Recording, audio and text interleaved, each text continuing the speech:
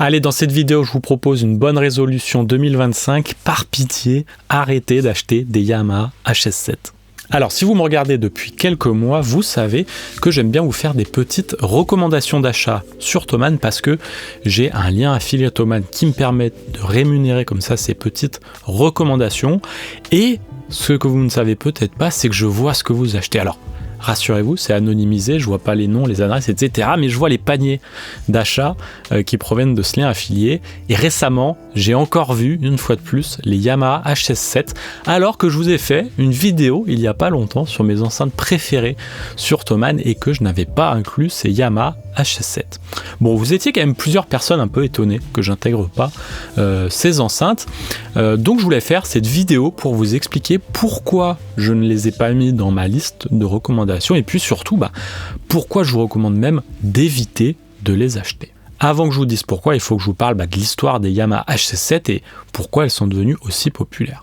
Alors, les Yamaha HS7, en fait, c'est une paire d'enceintes qui existe depuis assez longtemps, à vrai dire. Alors, je ne sais pas en quelle année elles sont sorties, mais ça fait longtemps. Et du coup, à une époque où le marché du home studio n'était pas aussi développé, il n'y avait pas non plus 36 000 paires d'enceintes entrée de gamme de qualité. Et les Yamaha HS7 en faisaient partie. Parce qu'en soi, ce ne sont pas de mauvaises enceintes. Elles ont des qualités. Elles ont un gros woofer de 7 pouces qui fait que potentiellement elles peuvent descendre bas.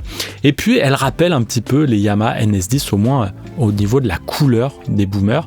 Mais si vous avez vu ma vidéo sur les Yamaha NS10, vous savez que leur qualité c'est pas seulement la réponse en fréquence ou la couleur du boomer, c'est d'autres éléments et malheureusement les Yamaha HS7 même si elles partagent une réponse en fréquence qui a les mêmes défauts que la NS10, elle n'a pas ces qualités qui sont une distorsion dans le médium vraiment très faible et une réponse impulsionnelle très très bonne.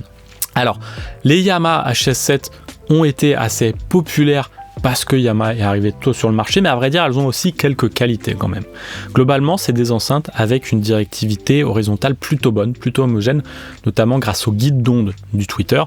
Donc ça, c'est ce qui fait que les Yamaha HS7 ont une bonne dispersion, on peut se décaler, on a toujours un son relativement homogène et puis dans une pièce non traitée ça va plutôt bien sonner. Elles ont aussi une distorsion qui est plutôt ok, notamment à bas niveau, si on regarde les mesures à 86 décibels, c'est plutôt ok, notamment pour une enceinte de cette époque. Elles ont aussi un sub assez clean, mais c'est peut-être lié à un limiteur qui limite sa puissance, parce que quand on le pousse et qu'on arrive un peu à des taux de distorsion plus élevés, étrangement, l'infra ne sature pas tant que ça. Donc on pourrait présupposer qu'il y a un limiteur. Bon, maintenant que je vous ai dit ce qui est bien dans les Yamaha HS7, il faut que je vous dise ce qui est pas bien. On a deux choses qui me posent problème dans les Yamaha HS7. Le premier et le plus important, c'est la réponse en fréquence. Elles ont notamment un manque d'infra à partir de 150 Hz. C'est comme si on avait un shelf dans le bas. Du coup, elles manquent d'impact. Moi, en tout cas, à mon goût, ça manque de bas. Et pour beaucoup de gens, ça manque de bas. Elles ont aussi une bosse à 850 Hz qui n'est pas seulement une bosse comme ça d'amplitude dans l'absolu, elle est liée à une résonance du port base reflex. Donc du coup, c'est aussi dans l'écoulement temporel que vous allez voir un souci. Et toute l'égalisation que vous pourrez faire ne réglera pas complètement ce souci-là. Donc voilà, il y a un son à 850 Hz qui est vraiment pas ouf dans les HS7 et globalement une bosse. Qui est vraiment pas agréable, qui rappelle peut-être un petit peu les NS10 avec cette bosse dans le médium, mais franchement moi j'en veux pas de cette bosse et je pense pas que vous êtes beaucoup à la vouloir. On a aussi un gros manque à 2 kHz, ce manque à 2 kHz il va être encore plus accentué si vous êtes sur une console, vous aurez des réflexions console-plafond qui vont encore accentuer ce dip, mais même dans l'absolu, si vous êtes éloigné des enceintes ou proche et sans console, vous aurez un creux à 10 kHz et ça c'est un problème pour moi, en tout cas j'aurais envie de l'égaliser. Le dernier problème de la réponse en fréquence des NS10, c'est un boost à 12 kHz. On a vraiment des aigus très prononcés. C'est une bosse assez large.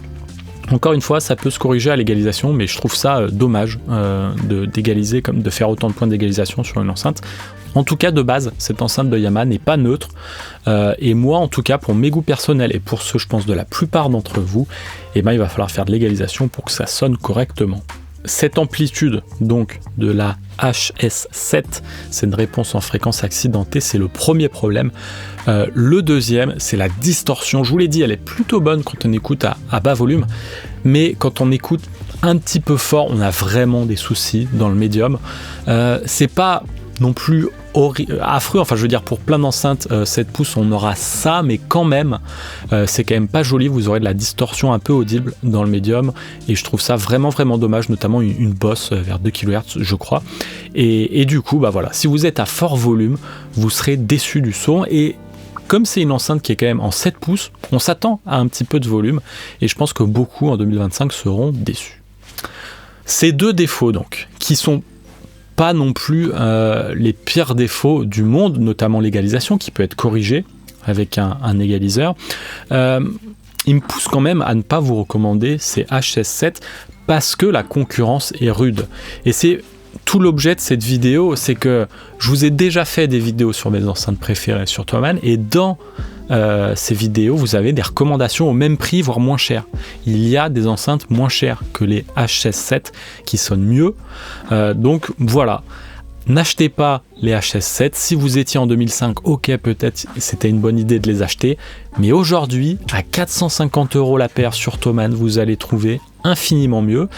Et pour savoir de quelles enceintes je parle, je vous laisse aller voir ma vidéo sur mes enceintes préférées sur Thomann. Voilà, c'est tout pour cette vidéo. Je voulais juste répondre à quelques commentaires de cette fameuse vidéo, et puis aux gens qui se posent la question en dessous de 500 € quelle paire d'enceintes acheter. Ce ne sont pas les HS7 que je recommande. Si vous voulez me soutenir, n'hésitez pas à vous rendre sur mon lien affilié Thomann. Je vous invite aussi à vous rendre sur coolkidsaudio.com, ma boutique de matériel studio hi-fi, et enfin sur boringvicmastering.com pour faire appel à mes services en mastering. Merci de m'avoir suivi et je vous dis à très vite.